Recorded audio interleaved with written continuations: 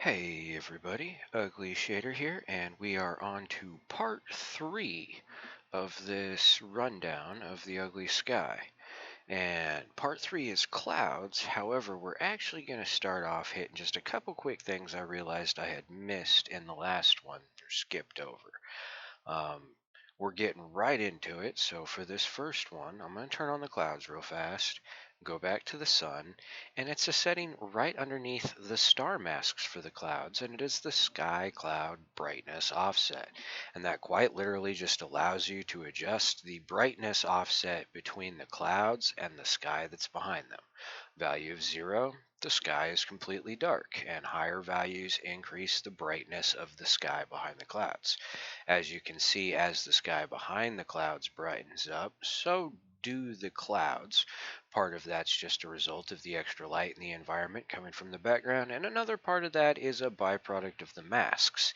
If you have all of the different masks for the sun sky brightness mix, the sun cloud mix, all of that stuff, if you have all the different masks for the clouds turned off, it won't brighten up quite as much, but again, it will still brighten up because the environment around the clouds is brightening up, and that increases the amount of light bouncing around on things. So that was a setting I forgot to cover. Sorry about that. And there are 3 more, but they are all kind of the same thing, basically. And that is down here. Sun size, sun horizon, rotation, and offset. Here we go. Rotation and offset. Now, rotation doesn't really need much explaining. It simply rotates the sun this way or that around the environment. And on the recording, it probably looks like the sun is moving up in elevation a little bit. Again, that's a byproduct of the focal length I use. For if I get the sun way over, you can see it's all the way up in the corner now, and it's not actually up on the horizon. If I just rotate straight around, you can see it drops back down. Again, that's just the focal length I use. Sorry about that.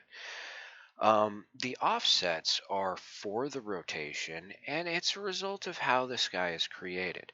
The glow and the brightness in the environment are being generated by the sky textures themselves. However, the actual sun sphere object is being generated with a mask on the background. Now, even though both of them basically use the same kind of control mechanism, they're currently being controlled by the rotation and position of the sun lamp object itself. For if we look at these, you can see we have the sun lamp highlighted. Here, I'll zoom in and back up a little bit. So yeah, we have the sun lamp highlighted, and it's the one that's selected. And as I adjust the sunset, you can see that actually moves, and it's because the position of several things, the value of the brightness being added to the environment, the position of the sky texture, and the position of the sphere mask in the sky are all based off of the world matrix of this light. So as the light rotates in the world environment, so do the things associated to it. However, unfortunately, even though they are all being rotated by the same primary driving values, or moved in general by the same primary values, as we rotate the sun around the sky, we'll bring it over to about 45, and then look at it. The sun now no longer quite lines up with the glow in the environment around it. And I've noticed that even though functionality appending this to your scene from version to version of Blender doesn't seem to change so long as you stay within the previously stated known working versions of Blender 2.81 through 2.910 and hopefully into the future, the offset that you get seems to change from version to version. For example, right now we're only a little bit offset. It's just a little brighter below it than it is above it, and we can actually refine that a little bit by coming to our sun glow offsets and increasing the values a little bit. So, well, let's try. Go to 0 on you. There. Now this one is going to bleed towards the horizon as its value goes up. But when I keep this value small, you can see the sun in this nice, more or less circular ring is very off center. And in 2.83, the sun would probably be over here by now. As it rotates around the environment, even though they're all being controlled by the same things, for some reason the actual sphere of the sun tends to rotate and move up and down a little bit as it rotates around, offsetting it from the glow in the sky. And that's what the offset settings are for that are above the rotation. Each one of them offsets the sun at an angle. So if your sun ends up offset from where you want it to be, you can just adjust each one of them a little bit to reposition your sun in the center of the glow, or relative to the glow, however you would like it to be. So yeah, sorry about skipping those settings. I had pointed these ones out earlier in the video and then forgot to get back to them, and I had just completely forgotten the sun brightness offset. Sorry about that.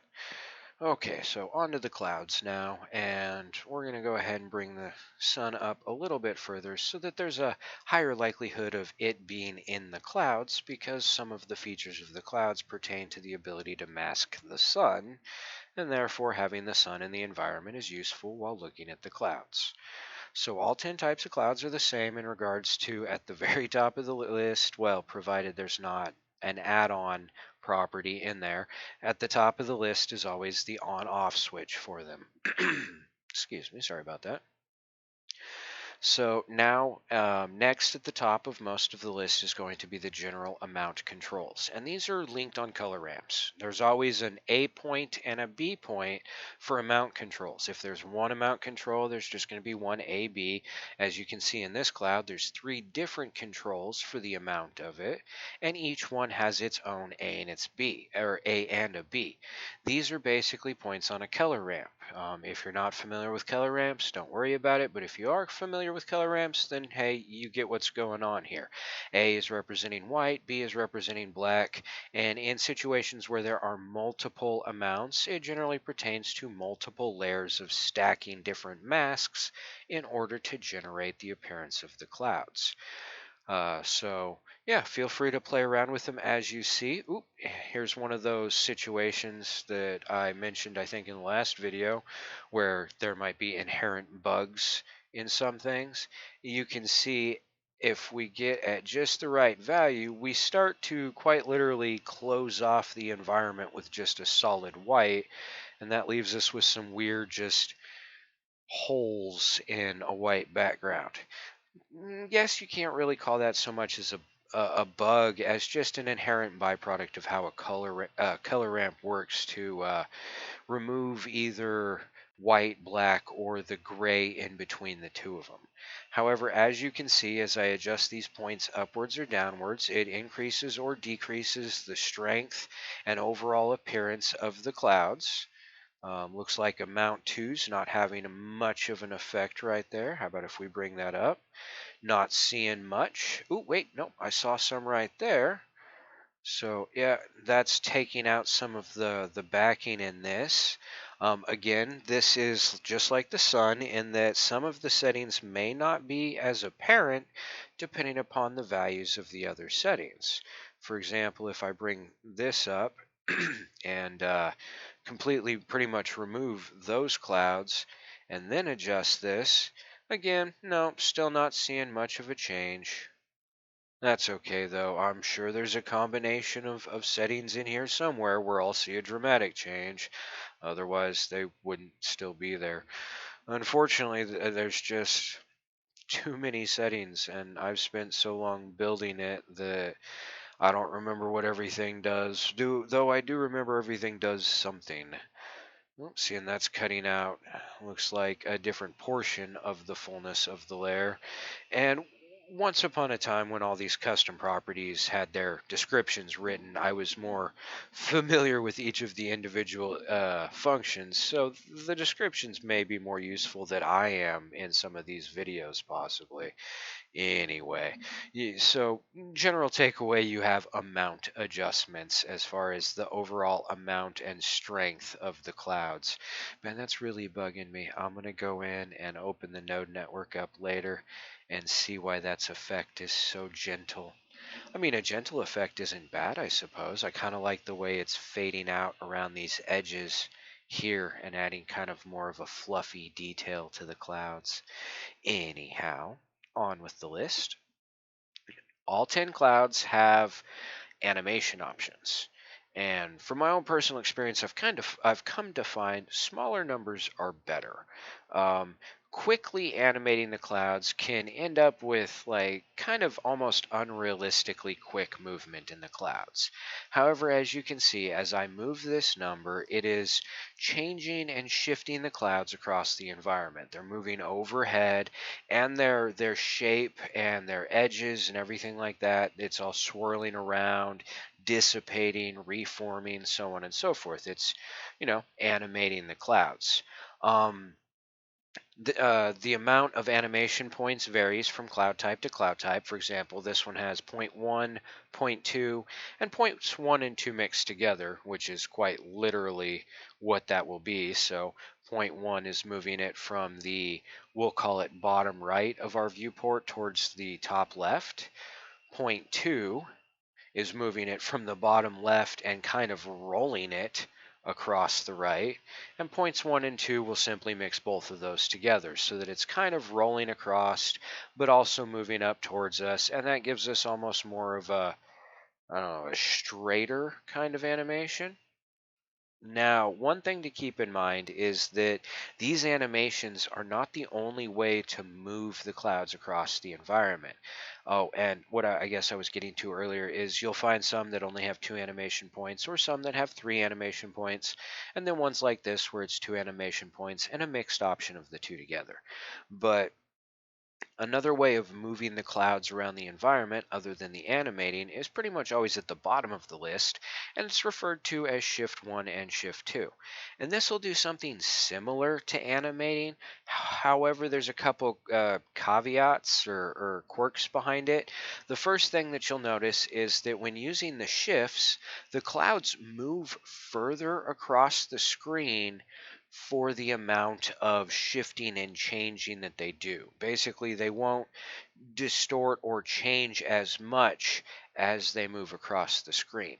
However, as you get to higher values in the shift, when looking at the direction the clouds are shifting from or the direction they're shifting to, you will start to notice. Oh, how high does this shift go? Is this the 20? Yep, this is the 20. You'll start to notice the overall appearance of the clouds changing. And in some situations, like right here, we have very obvious stretching and distortion that's most likely undesirable. The shifting tends to work best in the medium range or its median range of its values. For example, these shifts can shift from -20 to +20. And therefore, as a result of that, you will have your most effective and lowest levels of distortion, most effective movement and lower levels of distortion in the -10 to +10 range. So if you plan on using the full range of a shift, I suggest starting at a -10 and then working your way up towards a +10. But again, the closer you get to either maximum, the more distortion you will start to notice in the stretching and shaping of your clouds. And that's just a byproduct of how these move the pattern around the environment. Between the two different options, the animation settings and the shifting, you can pretty much always come up with a nice looking animation for the clouds.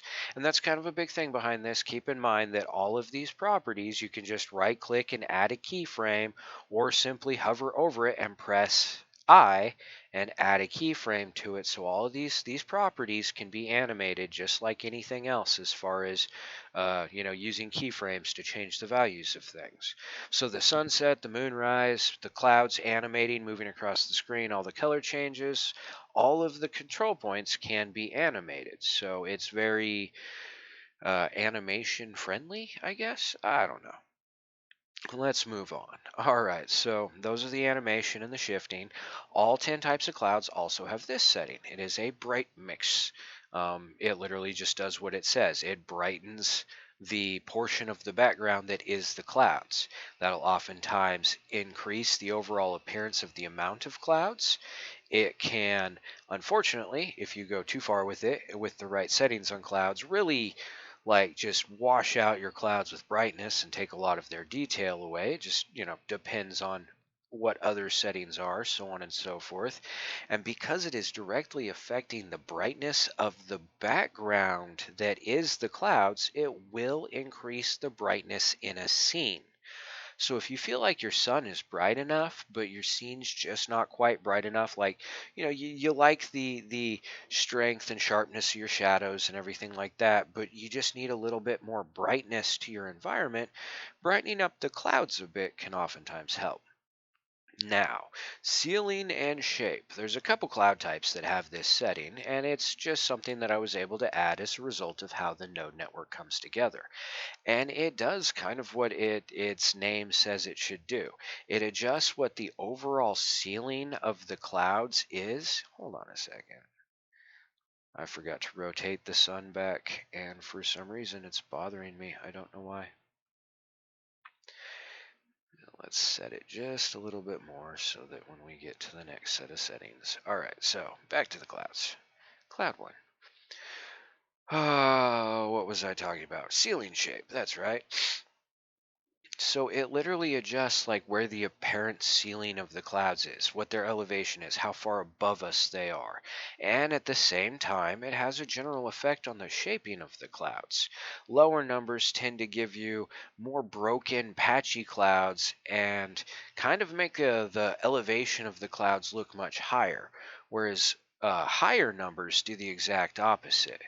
They will Oh, wait, no, I'm thinking of one of the different cloud types. Okay, so higher numbers on this one raise the ceiling up and give you the much more broken clouds. However, extremely high values, as you can see, create some unique distortion. Could be very useful for simulating the appearance of hurricanes and storms and stuff like that, but for like a normal cloudy day, you probably wouldn't want it so extreme and circular.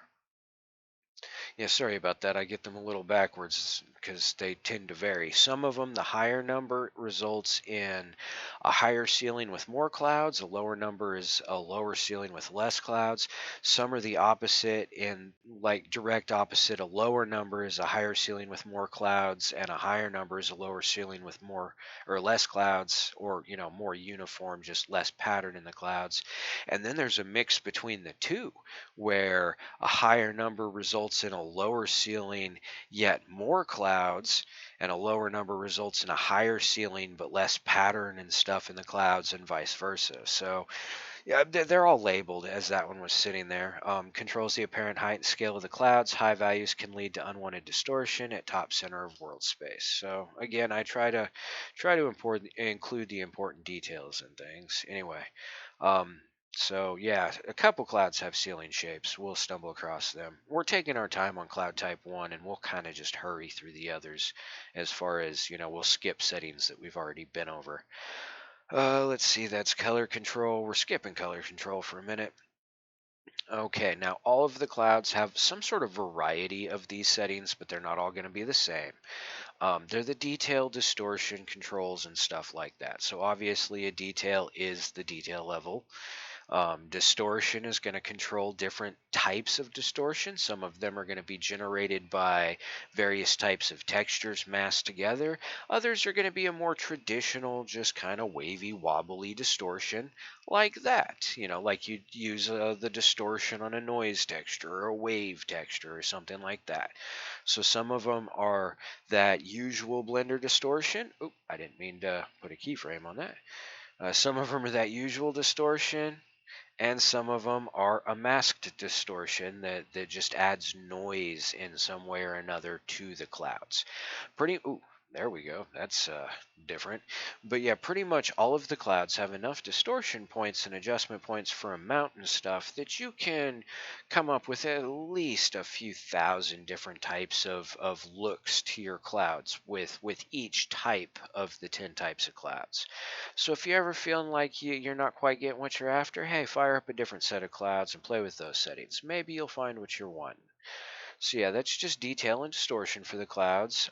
This is one where it'd be using probably a wave texture. So we have a distortion scale or whatnot. So we have a scale adjustment for the distortion of whatever, control point that is. Um, yeah, that's definitely tearing up the edges of the clouds more and more the higher I go. I kind of like that for kind of like a painted look. Yeah, anyway, I'm getting distracted. Like I said in the last video, you can find yourself falling down a rabbit hole with all the different settings. Anyway, so cloud fade and mask. All of the clouds have this, as well as the mask boost and the mask fade and stuff like that. And these control the masking features that separate the clouds from the daytime sky and the sun. So if we bring this mask up, you can see we can totally see the sun right through the clouds. The brightness is cutting through the clouds. They're transparent all over the place. We're seeing blues and stuff. And that's fine for certain situations, certain types of clouds. But then there's other times where you don't want to be able to see through the clouds because of the apparent density you want the clouds to have. And these mask controls allow you to have control over that. And fades do generally what you would expect. They fade out portions of the network that are producing the clouds, allowing parts of them to slightly disappear. The mask A and mask B is just like the amounts, they're set up on a color ramp. So switching the values around and having a larger B value than A value, sometimes you can get away with it, sometimes it creates really weird effects. But yeah, it's just a color ramp to tighten up the strength of the mask. Oh, and just like with the star mask, really low values straight up cut out the sky behind it and produce a black backing behind the clouds. So again, numbers really close to their maximum or minimum limits can sometimes produce unwanted effects or can produce desired effects depending upon just how close to that maximum you get and what kind of look you're going for in your clouds. And then there's a mask boost and a mask fade. The mask fade is exactly what it sounds like. You can set the mask to the strength that you want, and then the fade is just an overall across the thing fade of the mask. And the boost boosts the strength of the mask, but not across the entire mask. It specifically boosts the mask in the bright area around where the sun is. So that way, like if we spin around this way and look at this portion of the clouds and I bring that mask down a bit further, you can see it's kind of starting to almost take away some of our detail and add some weird grayness to the edges that looks a little too fake in the wrong situations. I mean, in the right situation, that could be perfect, but right now I'm not liking the way it looks. So if the mask doesn't feel strong enough for me, but I don't want to get those unwanted effects in other areas, that's where the boost comes in, because it literally increases the mask just in the glowing portion of the sky where the sun is. Cloud rotation, pretty obvious. It just rotates the clouds around the environment without distorting them. It just takes what the clouds are and spins them. Roughness 1 and 2, as to be expected, it's kind of like, distortions and details. It controls the roughness of the mask that is generating the clouds, as we see them. We've been over the shifts. The cloud 1 sunset color shift. Since we're at the bottom, we might as well hit that because let's see, we went through all of those, that. So far, all we've skipped is the auto portion. Okay, so yeah, we're to auto stuff. I like the auto stuff. I don't like having to adjust values constantly, especially when it comes to animating things. So we'll bring the sun down pretty low so that we got some really strong colors in those clouds. And let's go back to our clouds. And if we turn the color shift off, you can see our clouds changed color. Basically, what this setting at the very bottom, the sunset color shift, does is what its name implies. If it's off, the sunset no longer shifts the color of the clouds based on the color of the sky and the sun. Instead, the clouds just have an automatic color shift. So I guess I can go back to the sun and the sunset and illustrate that even when that is off, the clouds do have a color change to them as the sun sets. Now, the reason for that is the sun, in my opinion, didn't add quite enough to the clouds as it set. So I set the clouds up with additional color control options. However, oh, and yeah, I forgot. By default, it's at 1, but you can actually go stronger with it.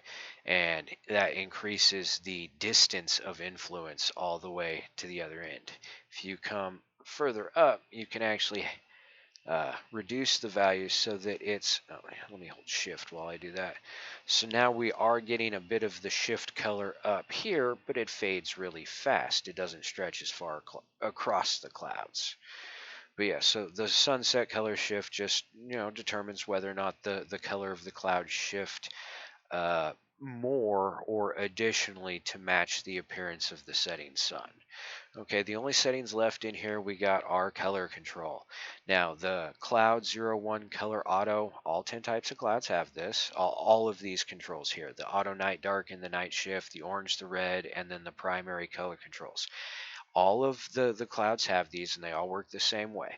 This is just like all the other auto features that are built into the sky, and this is the one that, well, here, if we turn the sunset color shift completely off. Obviously, these are not white clouds. They do have color to them. And that's where this comes in. All of the clouds will automatically shift colors as the sun sets, and it's controlled by, predetermined variables. If you like the predetermined variables but want to tweak with them a little bit, these right here are what you use to do it. We have the auto night shift, the offset for orange and the offset for red, and the auto night darken. So when these are off, now if I remember right, one of these has a dependency. Oh no, the number, not the edit. Survey says, yeah, this has absolutely no effect if the clouds are not on, or I mean the cloud color auto is not on. When the cloud color auto is on, this takes away some of the white backing behind the clouds so that the current color effects become more obvious.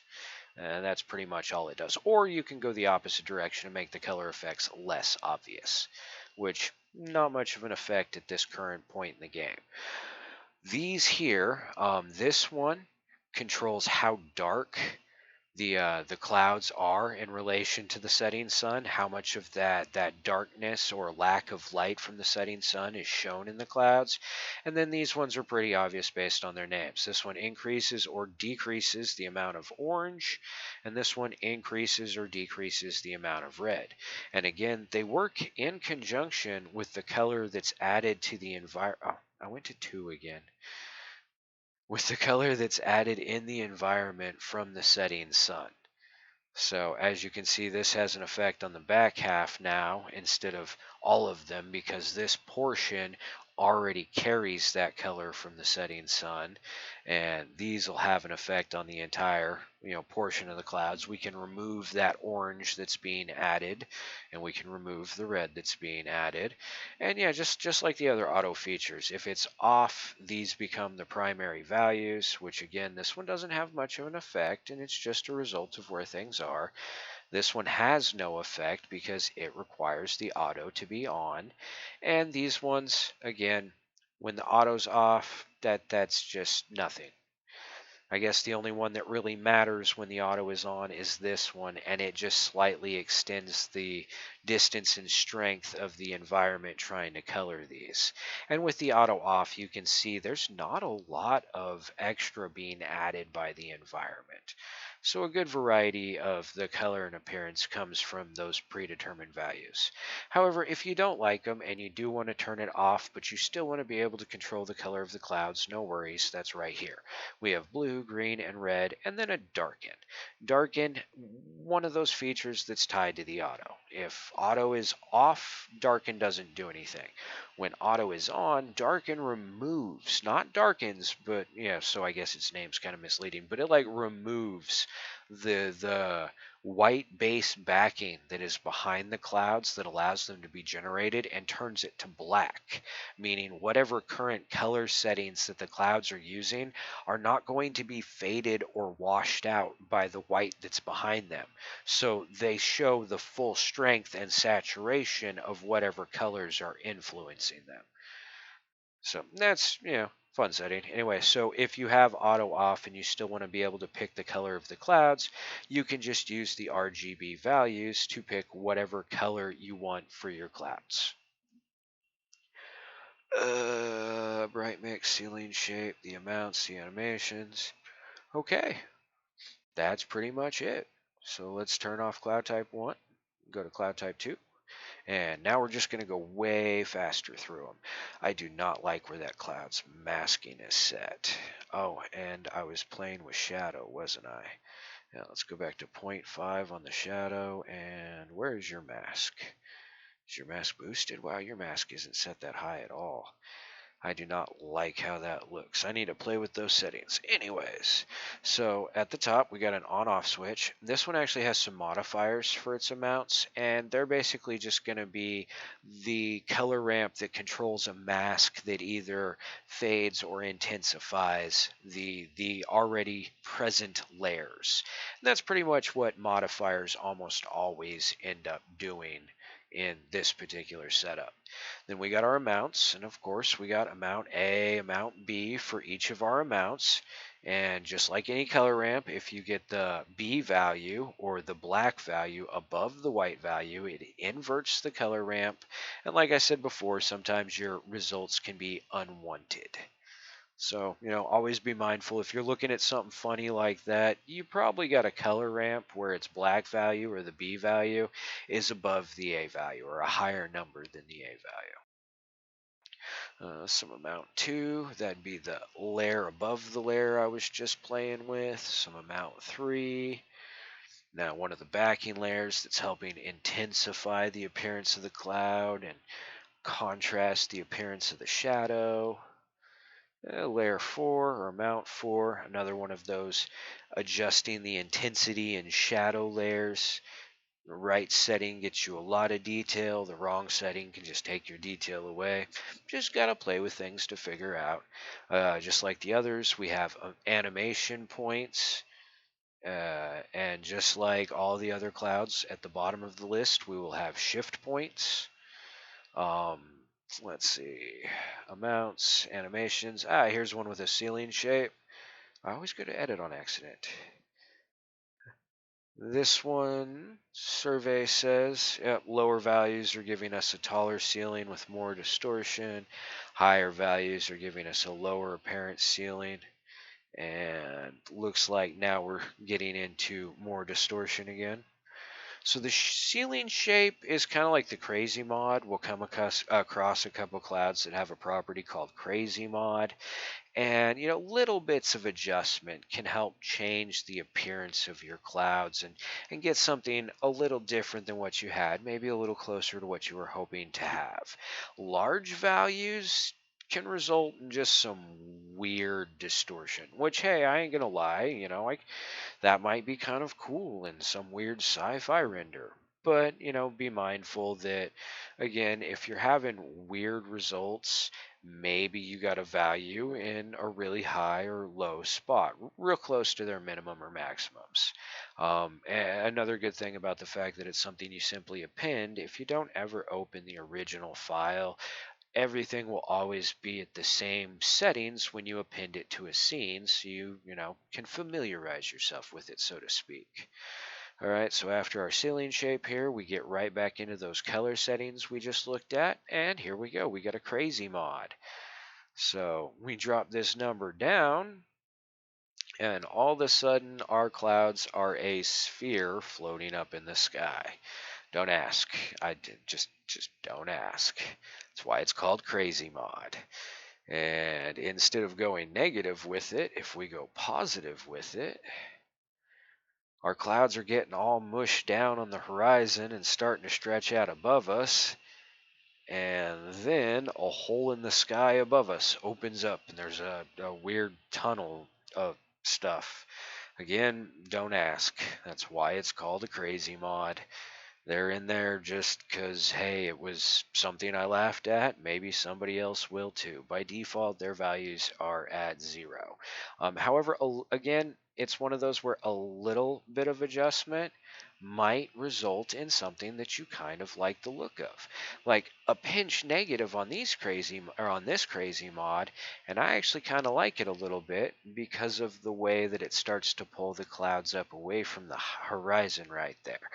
I feel that almost looks a little more natural. But, it's a personal thing, so play with them and find the settings you like. Detail, one of those as expected, adjust the detail of things. And distortions, just like you'd expect, they're going to be wavy, wobbly distortions, or it's going to be a pattern-based distortion generated from, a noise mask. Horizon break and horizon fade. They're kind of what you They're kind of what you would expect. Break is a unique word for it instead of horizon level, but I picked break because as you move this up, you may notice some of the clouds above are disappearing, but the clouds along the horizon are disappearing in a broken, jagged way. It's not a just smooth, faded gradient horizon. It is quite literally a break of the material that is the clouds along that horizon. And then we have a fade, of course, which just fades the appearance of the clouds. This one fades overall the clouds because of how the masks are generated, but the strength of it always starts fading along the horizon first. Let's get that break back out of there. And I'll be honest, I'm not a big fan of Cloud Type 2. But my roommate really likes some of the nighttime scenes that you can do with them. Says they look all spooky and stuff. Well, to each their own, I suppose. Let's see. Those are distortions, break, fade, intensity. Some of the clouds have an intensity, and it quite literally just intensifies the masking layers of the clouds. To the extent that now we have like a fog layer in between the clouds that we can't even see the sky through. So just intensity, as the name would suggest. Here's our masks, just like in the last one. We have the mask boost and the mask fade and the mask strengths. And this one illustrates that just around the sun quality of the mask boost pretty well. As you can see it just darkening right there. We can bring mask A down. Whoa, too far. But yeah, bring it down right about there. I like being able to see a little bit of the sky, but then some of the clouds in front of it. So yeah, all of that's controllable. Again, rotation is exactly what you'd expect. It rotates the clouds. Roughness just controls the roughness of the mask. This one we kind of played with the shadow in the last video. Obviously, we found out that this one isn't working with the color scheme, but that's okay. And then we have our shifts and our sunset color shift. Cloud type 3 is a little bit unique in that it's a horizon cloud. Ooh, and some of its values are way too high right now.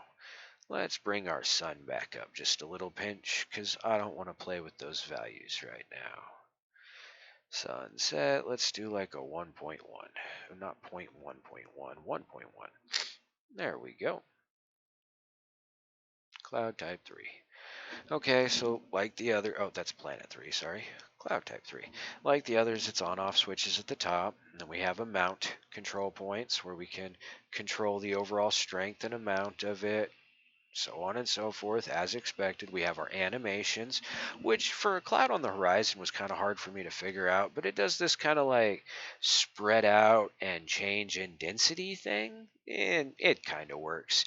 This cloud type more often than not ends up getting used as like a horizon buffer, a supplement to the other cloud types. However, it is one of the most reactive to sunlight. As you can see, the sun right here, these clouds look super thick, and that's because it's got the light backing them. Whereas as we pan around the horizon, they're quite a bit thinner in most of their areas because of how they're interacting with the light. If we go up to the sun and change the sunset to like straight overhead, that thickness that they had is now gone, and all of them kind of have highlights at the base and around the faces of them, kind of where you'd expect with the sun overhead. Uh, I did enjoy that about this cloud type. It probably is one of the most reactive to sunlight.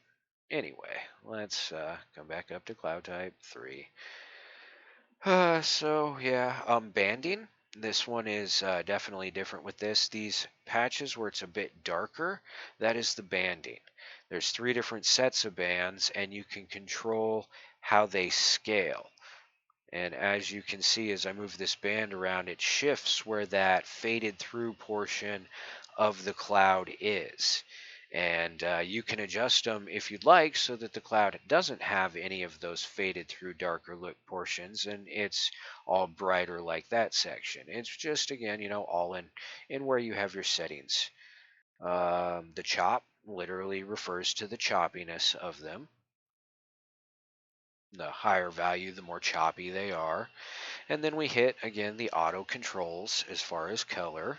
And then this one, very, very little control when it comes to detail and distortion. But of course, detail is the amount of detail.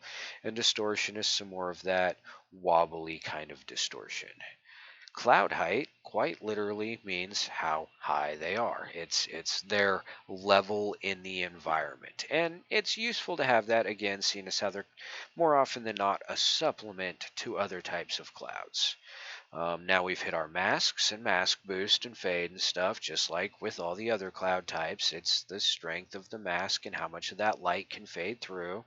Um, Rotation, again, just spins the clouds around. Roughness is just their roughness.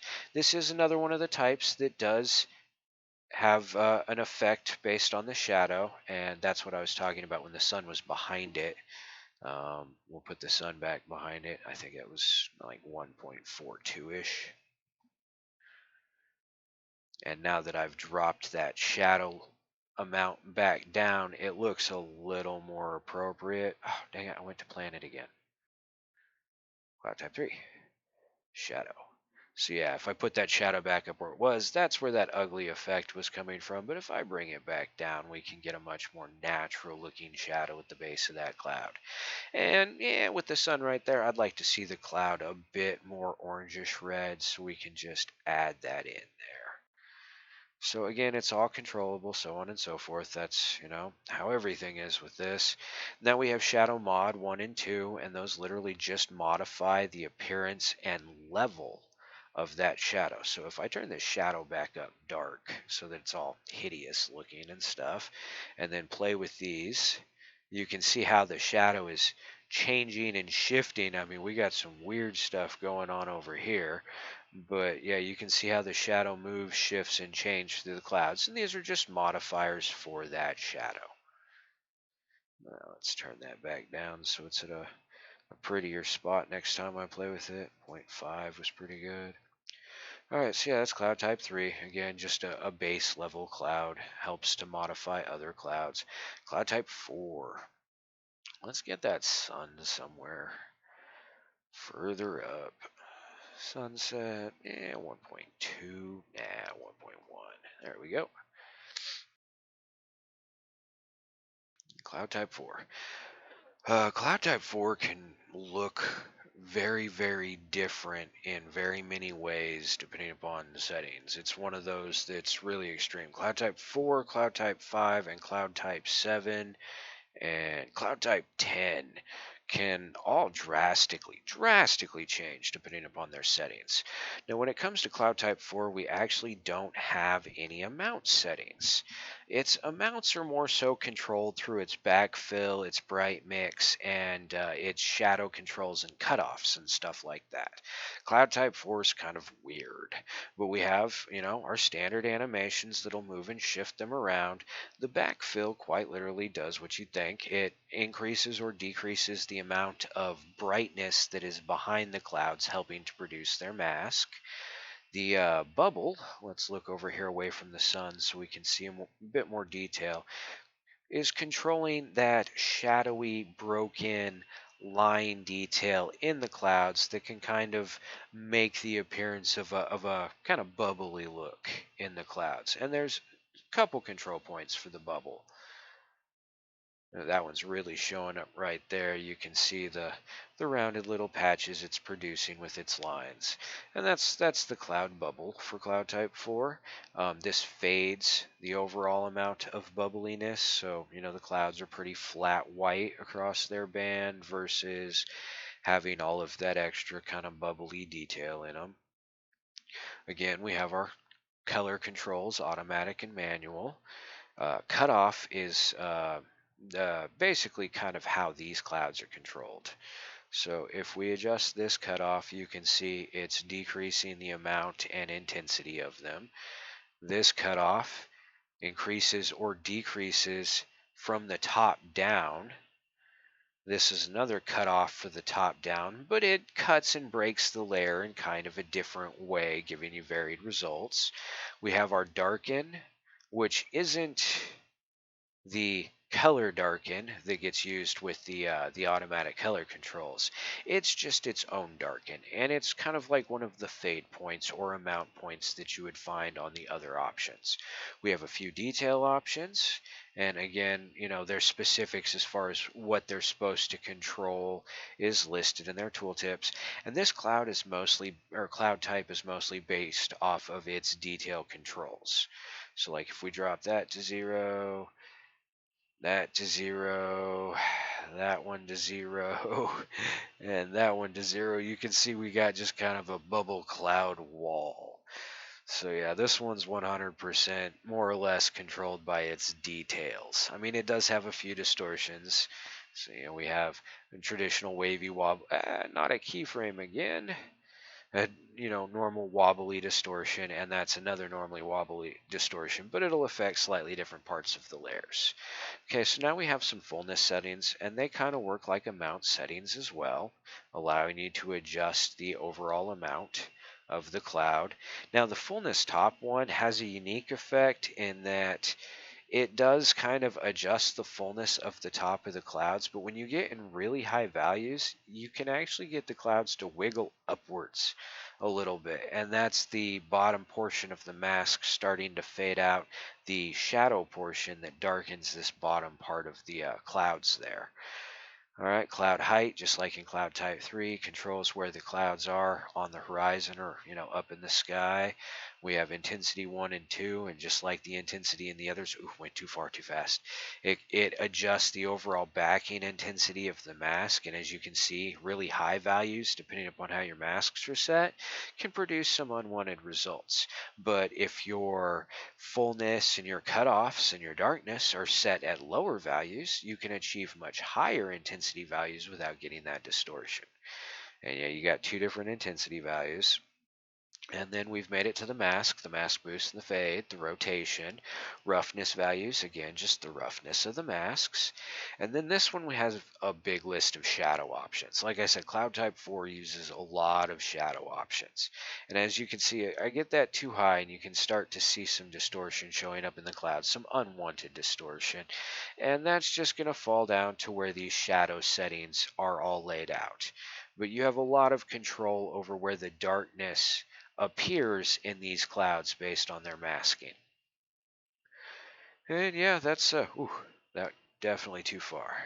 Bring that one down just a little bit and it gives you some nice darkness in the top. Bring it down too far and you get that ugly line in there. Anyway, so yeah, just like all the other cloud types, they have their own list of settings. They're a little bit different, a little bit the same. But yeah, that's Cloud Type 4. Cloud Type 5. And if you've shut off the video by this point, you're like, I'll just figure it out on my own. I understand, don't worry. But I said I was going to go through all of them, so I'm going to go through all of them. Cloud Type 5 is one of my favorites. It was one that I hated the most until I found some other setting combinations. Like, I thought Cloud Type 5 looked hideous. And then I started finding some other combinations of settings, and now, yeah, it's probably one of my favorite cloud types. But just like all the others, it's got its amount settings. You can increase or decrease the overall amount. And that's right, when this one starts to decrease, it can cut out in some really crazy ways. I kind of like it. Anyway, so we have a couple of amount settings, our animation settings, our bright mix again, our color settings are for automatic and manual. Um, Here we have a good list of distortions, and this is why I hated it for a long time and now love it.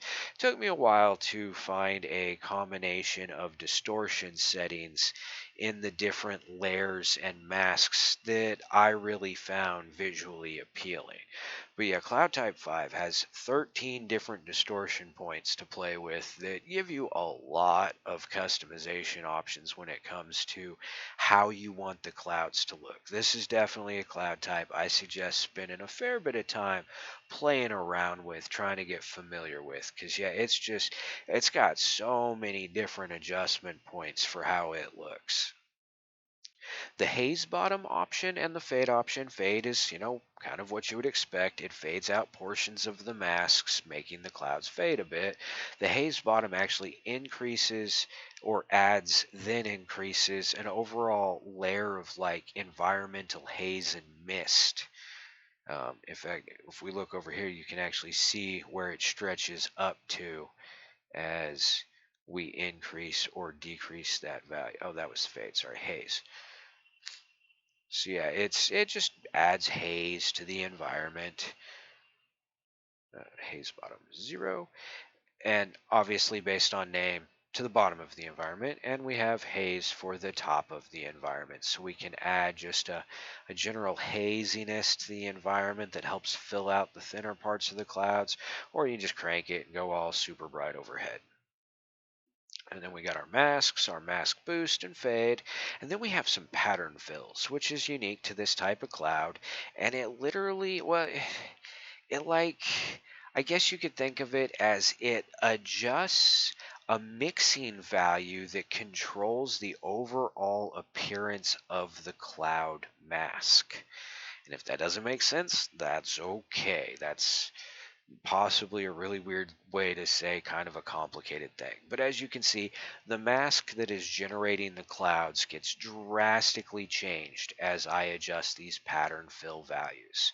And this is another part of why I hated it at first and really like it now. I was having trouble finding values that I found appealing, but it's just because of how many options there are. It's like a kid in a candy store. But now that I have a better grasp on it, yeah, these three pattern fill settings can allow you to change your clouds through multiple different types of appearances of clouds very quickly and easily, and just again provides a lot more options. We got the randomness. Portions of the masking on this are generated by I think it was a Voronoi texture, or no, a magic texture. Well, one of the textures that has the randomness control. Now, as you can see, as I adjust it right now, it doesn't look like it's increasing or decreasing randomness. But that's, again, a result of where all the other settings are. It's one of those that, depending upon what the masks already look like, it's not going to have the effect you expect. It is changing, either increasing or decreasing the randomness of a mask, but that mask is part of a system. So its effects may not appear as you would expect based on a randomness value. Then, of course, at the end, we got our roughness, which I'm sure you guys are getting used to that one. And then our shifts and our color shift. And that's Cloud Type 5. Cloud Type 6 is kind of what is it? Sirius, Stratus, whatever the bandy clouds across the top. I still don't like Cloud Type 6. I still haven't quite found a combination of settings that I really enjoy. But just like all the other cloud types, it's the same setup. Color ramps to control its amount or the masks that affect its amount. It's got an amount mod like Cloud Type 2 or 3, 2 had, one of them had. It's got its animations, its bright mixes. It has a ceiling shape control, which is much more obvious in a cloud type like this because, they stretch out towards the horizon. So you can really experience, it feeling like the clouds are moving further up in the apparent sky.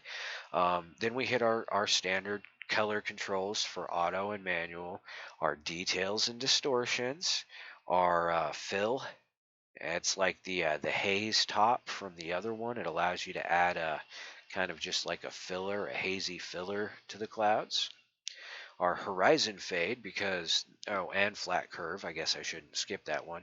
Because of the appearance of these ones, you have the ability to adjust whether or not they feel really flat or appear to curve up and away from the horizon, or basically just how curved the clouds are as they meet the horizon.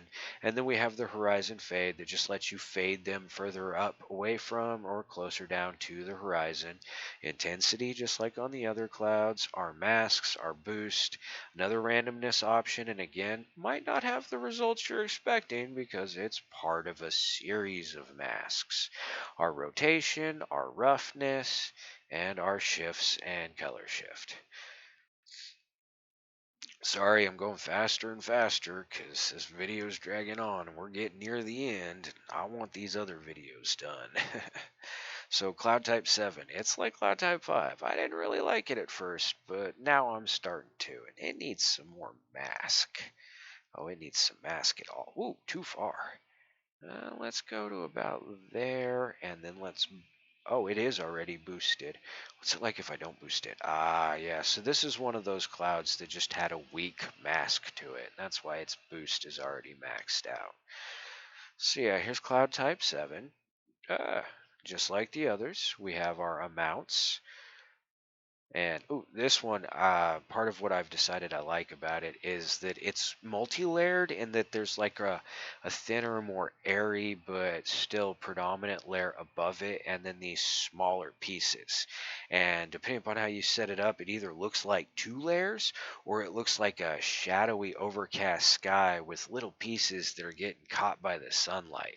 Granted, you got to get it balanced right so that they look like they're blended together.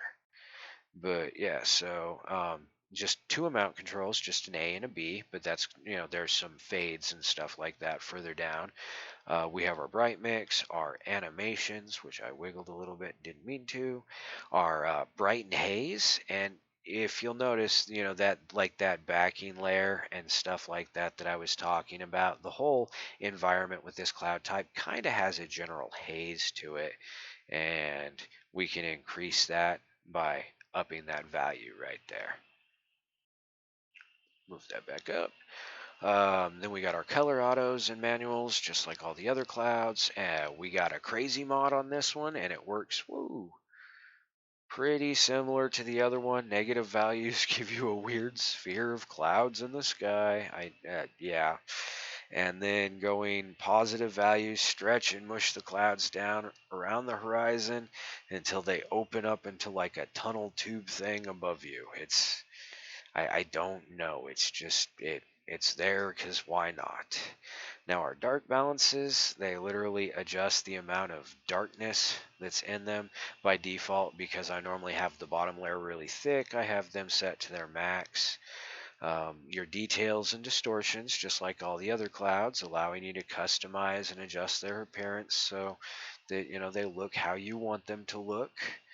The horizon cutoff, kind of what you'd expect. It cuts them off at the horizon. Now we have an intensity, just like the others do. And that intensity could actually come down a little bit. So we get a more of that crazy darkness showing through here and there. Okay, and then our mask settings, our randomness, and this one tends to act a little more like you'd expect because it's pretty close to the end of the system that generates these clouds. So reducing the randomness literally reduces the randomness of the clouds. Our rotation, roughness, just like you'd expect. A couple shadow amounts. These ones are weird. So they're on a color ramp And basically, this is that working that balance I was talking about to try and get it so that the pieces of the clouds look like they're getting caught by the sunlight, while as the clouds above them are being um, shadowed or whatnot. And it's just 2 points on a color ramp that adjusts the max, or sorry, the mask that fades away the initial and layer and allows you to see the layer that's behind it. Our shadow wall amount kind of just adjust. Ooh, go back up there. Kind of adjust how much of that shadow is apparent around the edges of the clouds, and that's another part of how you can get them to appear to fade into the layer above them. However, go low on this value and they kind of completely fade into the layer above them. And then if you continue to go lower on this value, it has an opposite effect where it starts to cut out the masks that generate the clouds, exposing the sky behind it. Not really something that would work as clouds. However, right as you're getting close to that threshold, you can get some really cool kind of stormy night looking sky and stuff like that. So just another one of those adjustment points to play around with. And this one has an underhaze. The control is actually backwards on this one. Sorry about that. Low values increase the amount of haze that fills out the environment, or the sky in this case, and a high value reduces it. And that's cloud type 7. Only 3 left to go, and this video is over. Cloud type 8. Cloud type 8 is very similar to cloud type 2. It's another one of those that I don't like. It's made in a similar method and whatnot. But so we have our amounts, and this one has a boost, if I remember right. Yes, a boost. And it's essentially an additional layer to the masking that generates the clouds. And that's, turning the boost on, and the boost amount. It's yeah, just an additional layer that helps fortify the clouds that are there. The amount scale mod is what you'd expect. It adjusts the apparent amount as well as the scale of the clouds. It kind of works like the ceiling shape ones do on some of the other clouds. That's for the boost, the boost amount, the boost distortion, the bright mix. This one has a secondary bright mix. The secondary bright mix boosts the bright mix of the boost portion, that boosting layer that can be added. We have a ceiling adjustment, and for some reason it's not ceiling and shape. Sorry, it probably should be. But it's kind of like all the other ceiling shapes. One way tends to raise and change the pattern in one way. The other way will lower and change the pattern in another way. Then we hit our automatic colors, our manual colors, and then we have details and distortions. This one only has one detail, one distortion, but yeah, it is what it is. So fullness, it works kind of like an intensity. The cutoff for the horizon and the fade for the horizon is exactly what you'd expect. Where is the cutoff and how much of a fade to that cutoff is there? And if you increase the fade, this cloud type kind of starts looking like cloud type number 1. They can mix together really well because of that. We have an intensify. It's kind of like the fullness. Our masking properties, A, B, boost, and fade, our rotation, roughness, and then we have some scale heights, and yeah, they work kind of like ceiling shape controls. And I'm sure there's a perfect combination of all these ceiling shape control settings to get beautiful clouds out of this network. I just haven't found it yet. Um, by the time the sky is available, there should be a Facebook group associated with it, just, uglySky. And I'm going to do everything I can to maintain it well enough that everybody's welcome, to come show the results they've gotten, talk about different settings, discuss things they've done with it, even ways they've changed it. I don't care. It'll be an open forum to just, talk to each other about various possibilities that you've come up with for the sky. Oh, that's a mask boost. Height shift. Okay, then we got our shifts and our color shift. So that's cloud type 8. Cloud type 9, it's again very similar to 1 and 8 as far as how the network is generated. We got our amounts and our cutoffs. And these are basically color ramps that control the cutoff for the color ramps, which seems a little redundant, but hey, it gives you extra control. We got our animations, our auto and manual color controllers, our detail, our distortions, horizon fade, of course, as you'd expect, fades the clouds up from the horizon level, intensity, as you're probably getting to expect, just controls the intensity. We got our mask controls, our rotation, our roughness, some distortion for our scale, and this one has listed a shadow, but as you can see, I mean, technically it's adding shadows. Like if you look right here on this part of the sky or on this part of the cloud, as the cloud darkens, it adds a little dark patch to it. It'd be more apparent if there were more clouds in the sky. And off the top of my head, I cannot remember if these shadows will work properly with the shadow color control. Yeah. Like I said, some of them work, some of them don't. The shadow is something that's a leftover from a previous era of this project. There are some shadow control amount options, and again, A's and B's. It's just going to be on a color ramp, and its description will tell you that controls the white-black balance of of the texture that generates the shadows on the clouds. This property represents one of 2 points on a color ramp. Amount A equals 1, which is equal to white. So yeah, anytime it's on a color ramp, its description will list that it is part of a color ramp. Shadow distortion, shadow offset, and then our shifts and our color shift. I'm actually kind of excited about this one, and hooray for those of you who stuck around, because this is probably one of the craziest types of clouds. Just like all the others, we have our amounts to adjust how much of the mask is apparent. This one has breaks, and the breaks represent these separations that are running through the clouds. So as you decrease the break amount or tighten the color ramp on the break amount, you can actually see the line that is running through them that causes those breaks. You have control over the breaks, as far as their amount, their distortion, what angle they're rotated at in the sky, and everything like that. And for this type of cloud, yeah, you'd expect them to have breaks, but those breaks apply to all the modifications to this type of cloud that we'll get to, and that's just an absurd amount. Anyway, the scale of the brakes, and then this right here turns the brakes on or off. So if you don't want them on, and here in a minute you can see many reasons why we might not want them on, you can have them turned off. So we have our bright mix, just like with any of the others, it brightens up that portion of the background, and that does have an effect on the scene. Our auto and manual colors, our dark balances, and these affect the patchiness, the shadowing that's in the clouds. As you can see, as I tighten this down, it tightens down that white in the clouds until we end up with just like a skinny little line that looks hideous. And there's two parts to it, so be mindful of that. Let's see, are standard details and distortions, and they allow us to, have a large variety of different types of distortion to be applied to the clouds. And again, the amount of options that these can add to the clouds are far more drastic than what's just apparent right now, and we'll get to that at the end of these.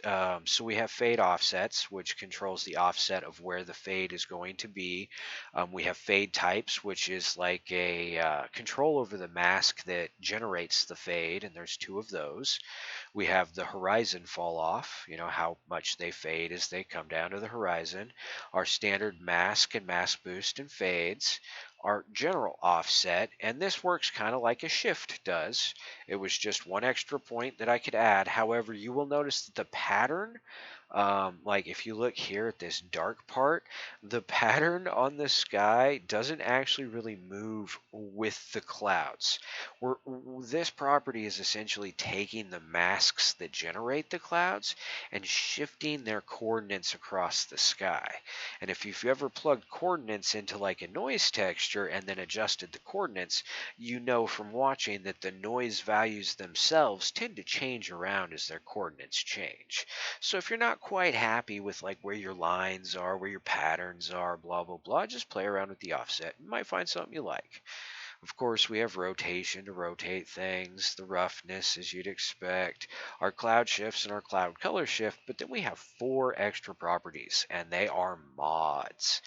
And these basically control a modification to the mask that is generating the clouds.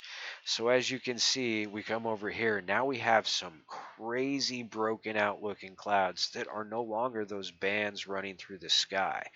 And we got this really dark spots on here. That's from the dark balance. It's not really set up for clouds that look like this. It's set up for clouds that looked how they did a minute ago. So, after adjusting the mods, you probably want to go through and play with balances and distortions and stuff like that again. But all four mods can be used independently or together, and all four of them will have an effect on the clouds based on their own characteristics as well as the values of the other three mods. So the possible combinations when it comes to that is just absurd. The mod values give you a lot of customization control over cloud type 10, and that's why it's on my list of favorites when it comes to the clouds, because its possibilities are like type 5. They're just through the roof. And yeah, that's all 10 types of clouds. So yeah, that pretty much covers it. That was part 3 of getting the sky figured out. Next video is going to be the Earth night stars, the moon, and the 3 sets of light pollution. And then video number 5 will be the nebula sky, and we'll go over control of one of the planets, and that'll be it. Those looks like the series will end at 5 videos. So if you stuck around this far, thanks. If you purchased the sky, well, thanks for that too. Look forward to you being here for the next video, and as always, enjoy creating things your way.